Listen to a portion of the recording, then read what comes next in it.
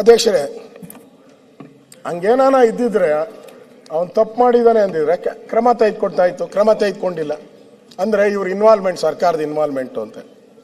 ಅದಾದಮೇಲೆ ಸಂಯುಕ್ತ ಕರ್ನಾಟಕ ಅಬಕಾರಿ ಹಗರಣಗಳ ಕುರಿತು ಶೀಘ್ರವೇ ರಾಹುಲ್ಗೆ ದೂರು. ರಾಹುಲ್ ಗಾಂಧಿಯವರಿಗೆ, ರಾಹುಲ್ ಅಂದರೆ ಅರ್ಥ ಆಗಲ್ಲ, ರಾಹುಲ್ ಗಾಂಧಿಯವರು ಮದ್ಯ ಮಾರಾಟಗಾರರ ಸಂಘದ ಅಧ್ಯಕ್ಷ ಹೇಳಿಕೆ.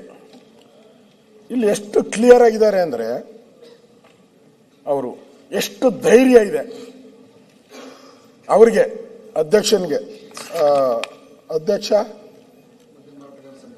ಸಂಘದ ಅಧ್ಯಕ್ಷ ಗುರುಮೂರ್ತಿ, ಕರೆಕ್ಟಾಗಿ ಗುರುಸ್ವಾಮಿ. ನೋಡಿ, ನೀವು ಬರಲಿ ಅಂತಾನೆ ನಾನು ಹೇಳಿದೆ.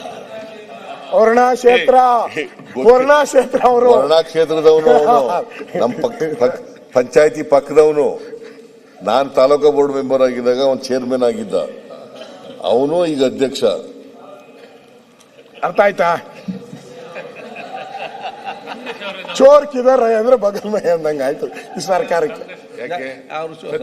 ಹೇಳ್ತೀನಿ, ಅದನ್ನು ಬರ್ದವ್ರೆ ಸರ್, ಹೇಳ್ಬಿಡ್ತೀನಿ. ನಿಮ್ಮ ಹೆಸರು ಬರ್ದವ್ರು ಇಲ್ಲಿ ಅಂದ್ರೆ ಬೇರೆ ತರ ಬರ್ದವ್ರು, ಹೇಳ್ತೀನಿ ಅಂತಲ್ಲ, ಕೆಡ್ಸ್ಕೊಂಬೇಡಿ.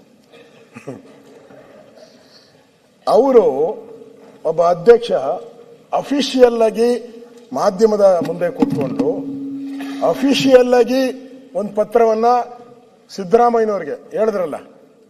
ಅಧ್ಯಕ್ಷ ಅವರು, ಇವರು taluk board chairman, taluk board member, ಅಧ್ಯಕ್ಷರ ಮೆಂಬರ್. ಅವನ್ ಪವರ್ಫುಲ್ ಅವಾಗ, ಯಾಕಂದ್ರೆ ತಾಲೂಕ್ ಬೋರ್ಡ್ಗೆ ಅಷ್ಟು ಇದಿರಲಿಲ್ಲ.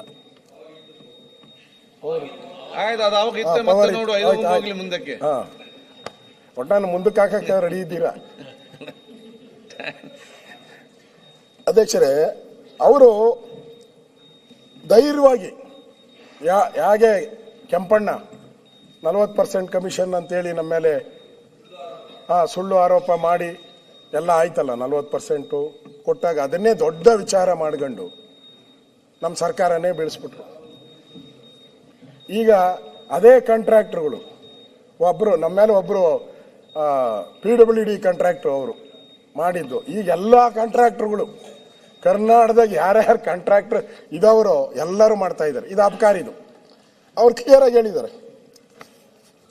ಅಬಕಾರಿ ಇಲಾಖೆಯಲ್ಲಿ ಪ್ರತಿ ವರ್ಷ ಟಾರ್ಗೆಟ್ ಕೊಟ್ಟು ತೆರಿಗೆ ಸಂಗ್ರಹ ಮಾಡಲಾಗುತ್ತದೆ. ಜೊತೆಗೆ ಭ್ರಷ್ಟಾಚಾರದಲ್ಲೂ ಇದಕ್ಕೆ ಮೊದಲ ಸ್ಥಾನ.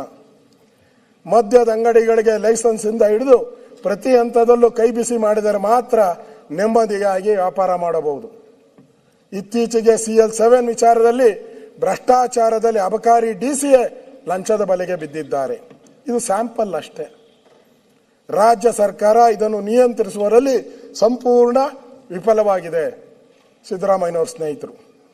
ಹಾಗಾಗಿ ಇದೀಗ ಕಾಂಗ್ರೆಸ್ ಹೈಕಮಾಂಡ್ ಹಾಗೂ ಪಕ್ಷದ ನೇತಾರ ರಾಹುಲ್ ಗಾಂಧಿ ಅವರಿಗೆ ನೇರವಾಗಿ ದೂರು ಕೊಡಲು ರಾಜ್ಯ ಮದ್ಯ ಮಾರಾಟಗಾರರ ಅಸೋಸಿಯೇಷನ್ ನಿರ್ಧರಿಸಿದೆ.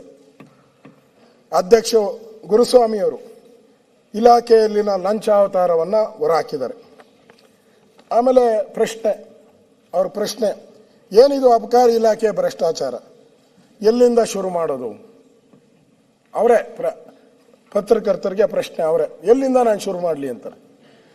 ಇಲ್ಲಿ ಬೇಲಿಯೇ ಎದ್ದು ಹೊಲ ಮೇಯುವ ಕೆಲಸ ಆಗ್ತಿದೆ. ಇಲಾಖೆಯ ಸಚಿವರು, ಆಯುಕ್ತರಿಂದ ಹಿಡಿದು ಕೆಳ ಹಂತದ ಅಧಿಕಾರಿಗಳವರೆಗೂ ಲಂಚಾವತಾರ ತುಂಬಿ ತುಳುಕುತ್ತಿದೆ. ಈ ಭ್ರಷ್ಟ ವ್ಯವಸ್ಥೆಗೆ ಕಡಿವಾಣ ಹಾಕಿ ಸಾರ್ ಎಂದು ಖುದ್ದು CM ಸಿದ್ದರಾಮಯ್ಯನವರಿಗೆ 16 ಬಾರಿ ಮನವಿ ಕೊಟ್ಟರು. No respond. ಸಿದ್ದರಾಮಯ್ಯನವರು ನೋ ರೆಸ್ಪಾಂಡ್. ಆಮೇಲೆ ನಾವೆಲ್ಲರೂ ಸಭೆ ಸೇರಿ ದೆಹಲಿಗೆ ತೆರಳಿ ಲೋಕಸಭಾ ವಿರೋಧ ಪಕ್ಷದ ನಾಯಕ ರಾಹುಲ್ ಗಾಂಧಿ ಅವರಿಗೆ ಖುದ್ದಾಗಿ ದೂರು ಕೊಟ್ಟು, ನಿಮ್ಮ ಪಕ್ಷದ ಸರ್ಕಾರ ನಿಮ್ದಲ್ಲ ಸರ್, ಅವ್ರದ್ದು, ನಿಮ್ಮ ಪಕ್ಷದ ಸರ್ಕಾರ ಮರ್ಯಾದೆ ಉಳಿಸಿಕೊಳ್ಳಿ ಸ್ವಾಮಿ.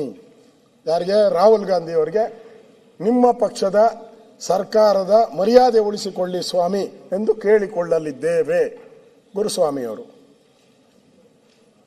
ಈ ಬಗ್ಗೆ ಸದನದಲ್ಲಿ ಚರ್ಚೆ ಆಗುತ್ತಿರುವುದು ಒಳ್ಳೆಯದು. ಅವ್ರು ಹೇಳವ್ರೆ, ಈ ಬಗ್ಗೆ ಸದನದಲ್ಲಿ ಚರ್ಚೆ ಆಗುತ್ತಿರುವುದು ಒಳ್ಳೆಯದು, ಒಳ್ಳೆಯ ಬೆಳವಣಿಗೆ. ನಿರ್ದಾಕ್ಷಿಣ್ಯ ತನಿಖೆ ಆಗಿ ಸತ್ಯಾಂಶ ಹೊರಬರಬೇಕು. ಪ್ರತಿಪಕ್ಷಗಳು ಆಗ್ರಹಿಸಬೇಕು ಅಂತ ಹೇಳಿದ್ದಾರೆ ಅವರು. ಭ್ರಷ್ಟಾಚಾರ ಹೇಗೆ ನಡೆಯುತ್ತದೆ ಸ್ವಲ್ಪ ಬಿಡಿಸಿ ಹೇಳಿ. ಹೊಸ ಪರವಾನಗಿರಿ ಕೊಟ್ಟಿಲ್ಲ ಎನ್ನುತ್ತಾರೆ. ಹೊಸ ಪರವಾನಗಿರಿ ಕೊಟ್ಟಿಲ್ಲ ಅಂತ ಎಲ್ಲರೂ ಪತ್ರಿಕೆಯಲ್ಲೆಲ್ಲ ಹೇಳೋದು ಅದನ್ನೇ. 5-6 ವರ್ಷಗಳಿಂದ ಡಿಮ್ಯಾಂಡ್ ಇದ್ದ CL7 ನಮೂನೆಯ 2,000 ಲಿಕ್ಕರ್ ಶಾಪ್ಗಳನ್ನು ಲೈಸೆನ್ಸ್ ಕೊಟ್ಟಿದ್ದಾರೆ. ಒಂದಕ್ಕೆ ಒಂದು ₹5, ಇನ್ನೊಂದಕ್ಕೆ ₹1. ಇಲ್ಲಪ್ಪ, ನಾನು ಹೇಳಿದ್ರೆ ಅವ್ರಿಗೆ ಭಯ ಢಮಾರ್ ಅಂದೋತಾರೆ. 50 ಲಕ್ಷ, ಒಂದಕ್ಕೆ 50 ಲಕ್ಷ, ಇನ್ನೊಂದಕ್ಕೆ 1 ಕೋಟಿ. 1 ಕೋಟಿ ಸಮಥಿಂಗ್ ನಡೆದಿದೆ. ಇದು ಓಪನ್ ಸೀಕ್ರೆಟ್, ಇದೇನು ಮುಚ್ಚುಮರೆ ಮಾಡೋದೇನು ಇಲ್ಲ, ಓಪನ್ ಆಗಿದೆ, ಓಪನ್ ಫೀಲ್ಡ್.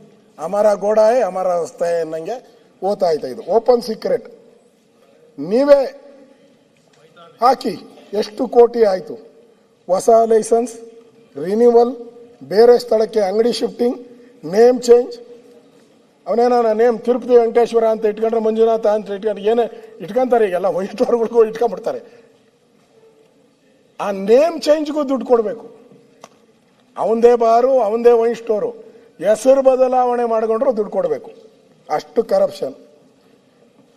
ಪ್ರತಿ ಹಂತದಲ್ಲೂ ನೇಮ್ ಚೇಂಜ್ಗೂ 5ರಿಂದ 10 ಲಕ್ಷ ಕೇಳ್ತಾರೆ. ತಿಂಗಳ 10ನೇ ತಾರೀಕು ಸಂಬಳ ಕೊಡ್ತಾರೋ ಇಲ್ಲ ಗೊತ್ತಿಲ್ಲ. ದುಡ್ಡು ಕೊಡಲಿಲ್ಲ ಅಂತ ಹೇಳಿದ್ರೆ ಕಿರುಕುಳ ಶುರು ಮಾಡ್ತಾರೆ.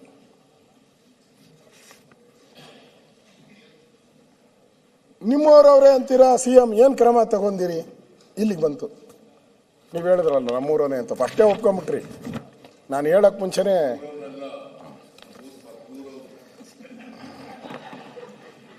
ನಾನು ಅದಕ್ಕೆ ಹೇಳಿದೆ, ನಮ್ಮ CM ಹೇಳ್ತಾರೆ ನಾನು ಇವರನೇ ಅಲ್ಲ ಅಂತ ಅಂದ್ಬಿಡ್ತಾರೆ ಅಂತೆ. ನೋಡ ಅಂದ್ಬಿಟ್ರಿ. ಈಗ ಅಂತ ಹೇಳಿಲ್ಲಪ್ಪ, ಇಟ್ಸ್ ಎ ಫ್ಯಾಕ್ಟ್. ಅವನು ದುಡ್ಡಿಗೆರೆ ಅವನು, ನಾನು ಸಿದ್ದರಾಮಯ್ಯ ಅವನು. ಸರಿ ಸರ್, ನೀವು ಹೇಳ್ಬೇಕು, ಅವನು ಹೇಳ್ಬೇಕಲ್ಲ.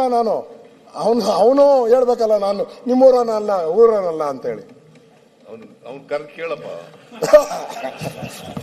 ನಿಮ್ಮ ಜೊತೆ ಅವನು ಚುನಾವಣೆಗೆ ನಿಂತು ಚೇರ್ಮನ್ ಆಗಿರೋನು ಸರ್. ನಾನು ಹೆಂಗೆ ಕರೆದು ಕೇಳಲಿ ಸರ್?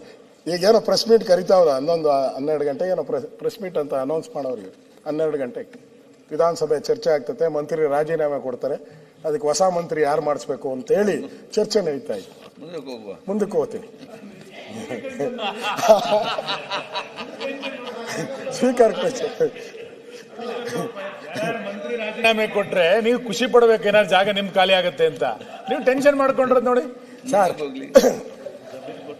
ನಮಗೆ ಇದರಲ್ಲಿ ಖುಷಿ ಆಗೋದ ಏನು ಇಲ್ಲ. ನೀವು ರಾಜೀನಾಮೆ ಪೊಲೀಸಲ್ಲಿ ಐತೆ ಕೇಳಿ ಪರಮೇಶ್ವರ್ ಅವ್ರನ್ನ. ಯಾರು ಕೊಲೆ ಮಾಡ್ದೋ ಎಲ್ಲಿ ಹುಡ್ಕೊಂಡು ಹೋದವ್ರತಾರೆ, ಯಾರಿಗೆ ಆಸ್ತಿ ಸೇರ್ತೈತೆ ನೋಡು ಅವನ್ನ ಹುಡುಕ್ತಾರೆ ಫಸ್ಟು.